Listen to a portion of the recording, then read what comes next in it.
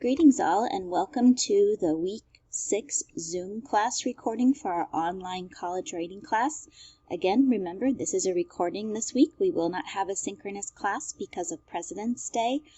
So instead, we will run this week just like Week 2, where you are responsible for answering the prompts in this video in an email to me by Tuesday night at 11:55. Okay, so this week, we are going into the final draft of the personal narrative.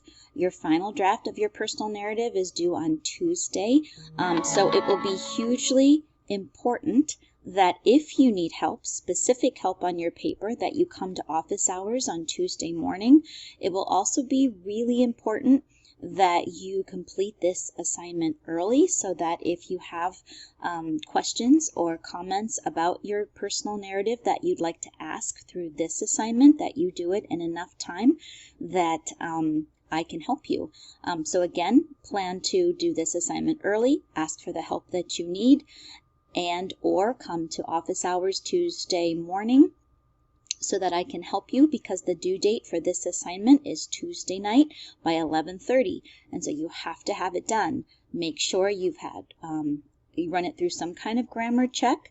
A lot of students like to use Grammarly, which is fine. It does not pick up everything, but it will help. Turnitin also has a grammar check that I have enabled. You should be able to see it. Please ask questions if you want to know more about how to use that. Make sure you're polishing for your word choice and your sentence fluency. Don't forget a title. A title is hugely important and part of the organization trait. Make sure that you're writing a thoughtful and engaged metacognitive letter, and take a minute and read my Fun with Dialogue.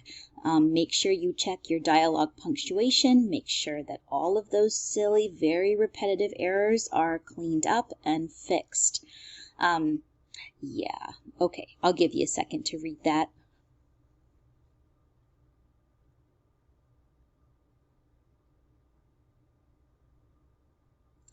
Okay, make sure you fix the dialogue.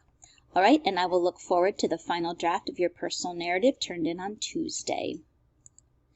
Okay, number 1, checking in. What questions, what concerns, what problems do you have? How can I help? Number 1 for your attendance assignment, where you're writing your email to me, is just a check-in. How are you? How's everything going? You can pause the video here because I'm going to move on to the next slide. Pause and finish your check-in and then resume. Okay, number 2 for our sentence carpentry, we're going to move on to another cumulative sentence from Moran. I'll read it to you. It's important that you hear it.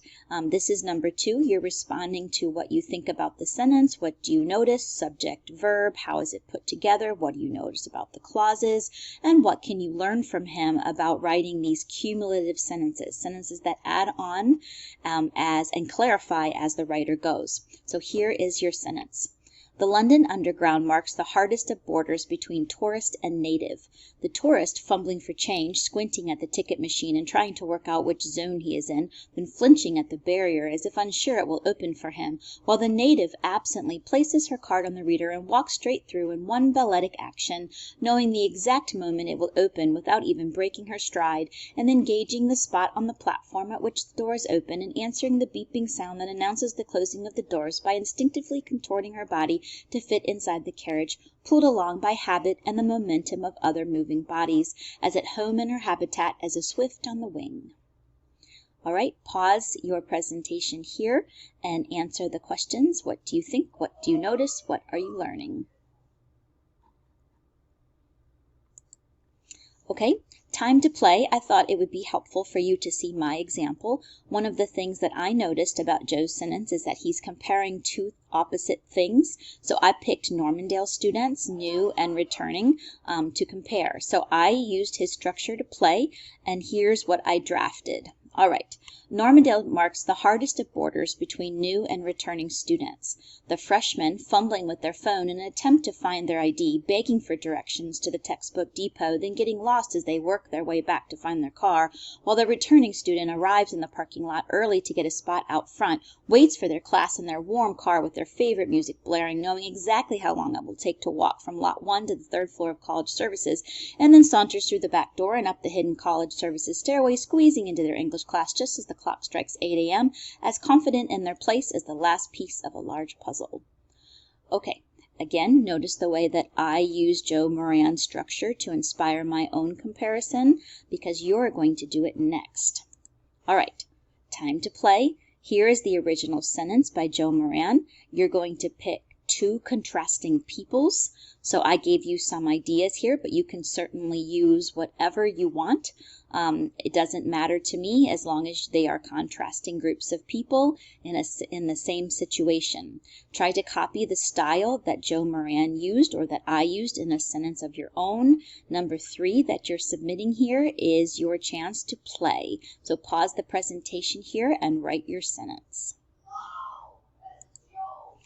All right, so this week's focus. First, you're going to listen to Serial Episode 6, and you know what to do by now with Episode 6 and the discussion board. Your personal narrative final draft with your metacognitive letter is due on Tuesday night.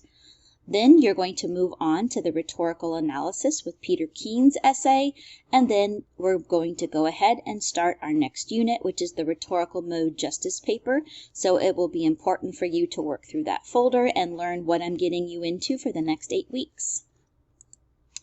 Number 4, any questions, concerns, or comments? This is the last prompt that you have to answer for your email. Remember, at the end of this, compose your email, no attachments. Make sure that every answer to each prompt is in the body of the email.